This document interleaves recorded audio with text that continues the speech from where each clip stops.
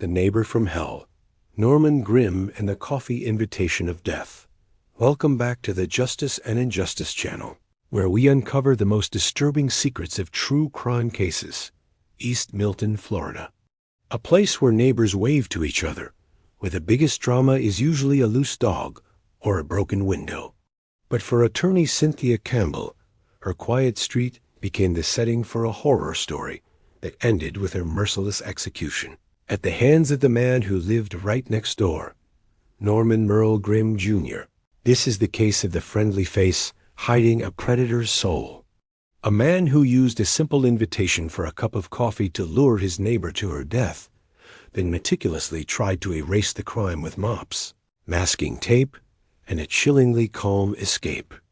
On October 28th at 6:14 p.m., more than 2 decades after he committed his brutal act, the state of Florida fulfilled its promise. Mearle Grim Jr., age 65, was pronounced dead after a 3-drug injection. When asked for a final statement, he had just 2 words: "No, sir."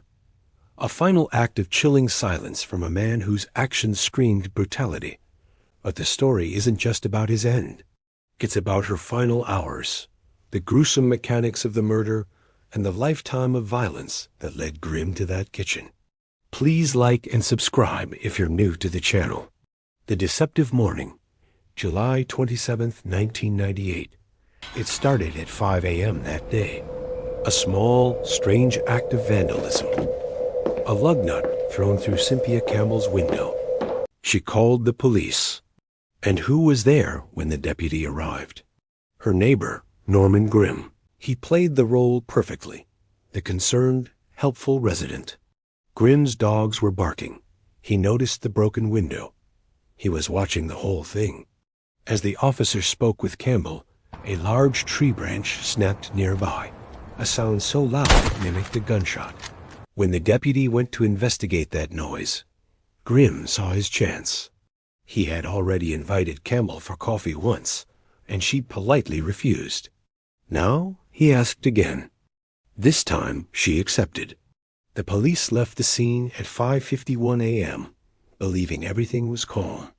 Cynthia Campbell walked across her lawn and into Norman Grim's house. She had a 7:30 a.m. meeting with her bookkeeper and an 8 a.m. meeting with her paralegal. She was a busy, professional woman. She walked straight into a death trap. The horrors revealed: 18 hammer blows and 7 to the heart. When Campbell failed to show for her appointments, her employees grew worried. By 9 a.m., the second employee called the police. Grim, unnervingly, was back at Campbell's house, maintaining the facade of concern. The police searched Grim's home after he reluctantly agreed.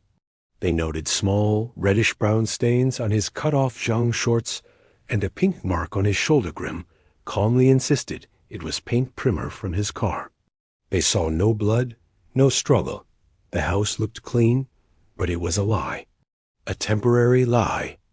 The truth began to surface hours later, far from the quiet street.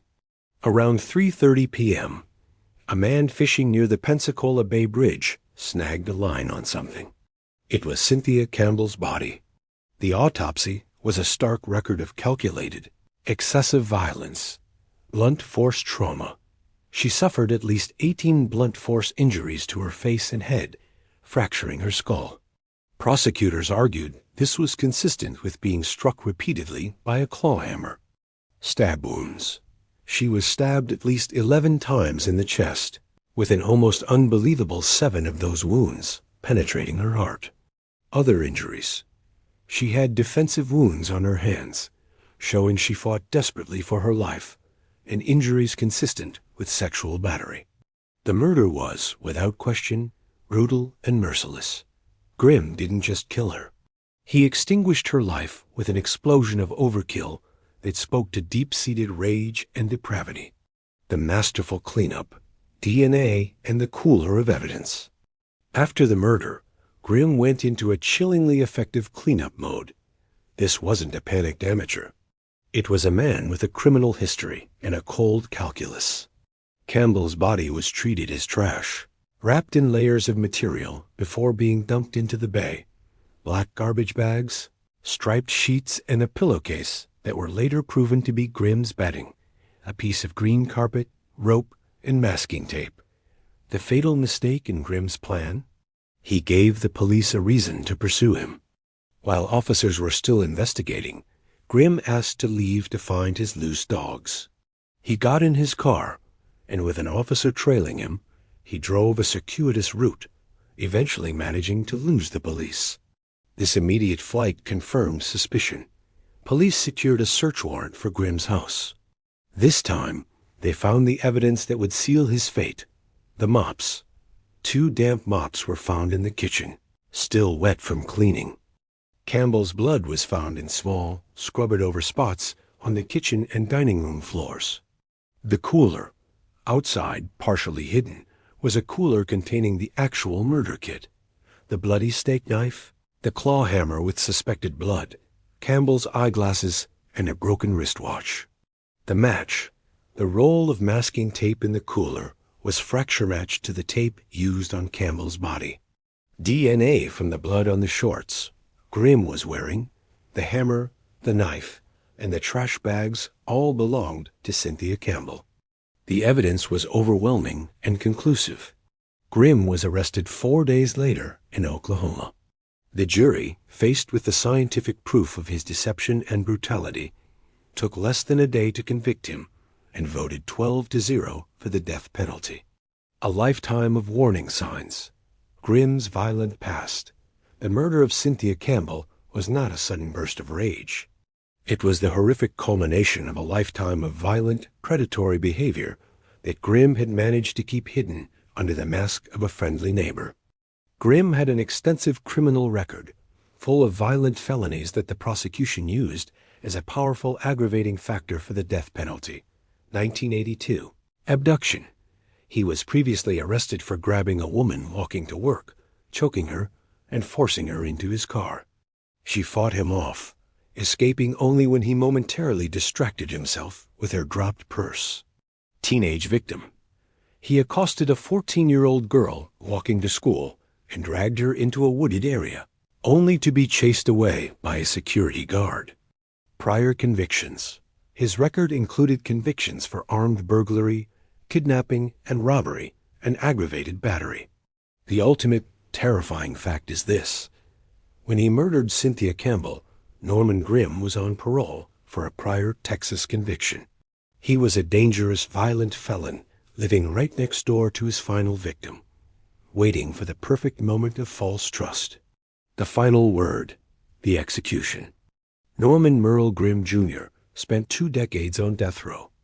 When the final warrant was signed, he waived all his remaining appeals, choosing silence over legal battle. His last meal was simple: fried pork chops, mashed potatoes, and a chocolate milkshake. No visitors, no final prayer with a spiritual advisor. Just the final, quiet certainty of his punishment. His execution on October 28th brought Florida's total to 15 this year, setting a modern record for the state and making it the leader in the nation for capital punishment this year, ahead of Texas and Alabama, which each had 5. This record, signed off by Governor Ron DeSantis, marks a definitive shift in the finality of justice in the state.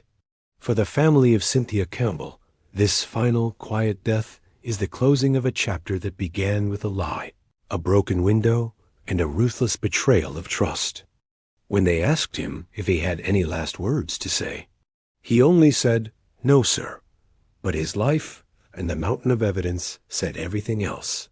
On October 28th at 6:14 p.m., more than 2 decades after he committed his brutal act, the state of Florida fulfilled its promise.